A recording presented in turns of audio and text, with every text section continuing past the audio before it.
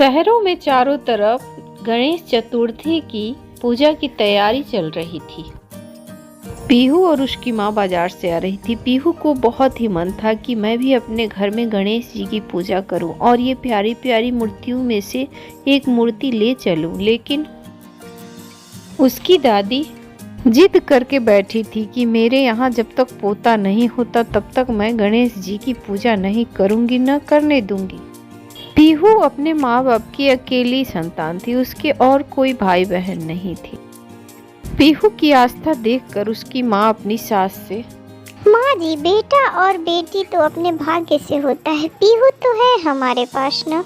दादी और मम्मी बात कर रही थी। पीहू वहाँ से निकल जाती है। उसको पता होता है कि दादी उसको गणेश जी नहीं लाने देगी। बाहर जब जाती है तो अंधेरा हो गया होता है। वह आकाश की तरफ देखती है, वहाँ भी उसको गणेश जी की मूर्तियाँ दिखाई देती है जो बाजारों में बिक रही थी। तभी उसके पापा वहाँ आते हैं। अरे पीहू बेटा, रात को यहाँ क्या कर रही हो? चलो अंदर, कल हम भी दादी से बात करेंगे।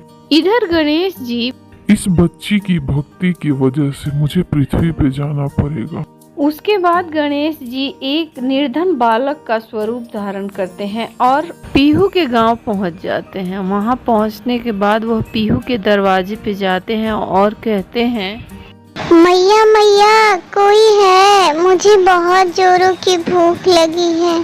आवाज सुनने के बाद पीहू की मम्मी और पीहू गेट के पास आती हैं और, बेटा तुम कौन हो और कहाँ से आए हो? एक छोटे से बच्चे को खाना मांगते हुए देखकर पीहू की मम्मी पूछते हुए उसके पास जाती है। मैया, मैं बहुत दूर से आया हूँ, मुझे चलते चलते भूख लग गई है और इस शहर में मेरे को जानने वाला कोई नहीं है, दुनिया में मेरा कोई नहीं है। आंटी, कुछ दिनों के लिए मुझे अपने घर में रख लो, तुम जो कहोगी वो मैं काम सारा कर दूंगा। मेरा कोई नहीं है, मुझे रहने की जगह भी नहीं है। उस बच्चे की सारी बातें पीहू की दादी सुन रही थी। वो तुरंत वहां आती है और कहती है, अरे बेटा, ऐसे नहीं कहते हैं, तुम मेरे घर में रह सकते हो मेरा पोता बनकर। मुझे पोते की बहुत लालसा है, शायद भगवान ने सुन लिया, इसीलिए ये बच्चा मेरे दरवाजे पे आया है। उसके बाद गणेश जी उस घर में रहने लगते हैं। पीहू, उदास क्यों हो तुम मुझे बताओ, मैं तेरी परेशानी ही दूर करने आया हूँ। मुझे गणेश जी की मूर्ति घर में रखनी है और पूजा करनी है, लेकिन मेरी दादी नहीं रखने देती है। इसमें तुम मेरा क्या मदद कर सकते हो? देखो पीहू, तुम परेशान मत हो, मैं गणेश जी की मूर्ति भी लाऊंगा और पूजा का सारा सामान भी लाऊंगा। हम मिलकर तैयारी करेंगे और देखना दादी कुछ नहीं बोलेगी। अगली सुबह, विनायक, इतनी जल्दी सब कुछ कैसे हो गया? इतना जल्दी सारा इंतजाम? तुम कौन हो विनायक? मुझे तुम पे शक हो रहा है। तभी उसकी दादी और मम्मी भी वहां आ जाती है। ये पूजा की तैयारी देखकर सब चकित रह जाते हैं। कोई कुछ नहीं बोल पाता है। दादी मन ही मन खुश हो जाती है। अरे बेटा, तुमने सब कुछ इंतजाम इतने जल्दी कैसे कर लिए?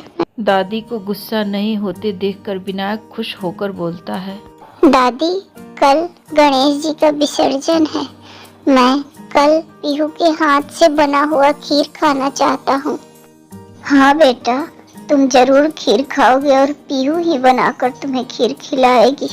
अगले दिन पीहू खीर बनाती है और वहीं विनायक बैठा रहता है। उसके बाद विनायक खीर खाता है। फिर पीहू उससे पूछती है, विनायक, खीर कैसा बना है और तुम्हें खीर इतनी क्यों पसंद है? उसी दिन शाम को विनायक जाने के लिए कहता है। फिर पीहू मम्मी और दादी दोनों को बुलाती है और कहती है कि दादी, विनायक कह रहा है मैं इतने दिन के लिए ही आया था, अब मैं जाऊंगा। अरे बेटा विनायक, तुम कहीं नहीं जाओगे, तुम मेरे पास रहोगे, तुम कहाँ जाओगे?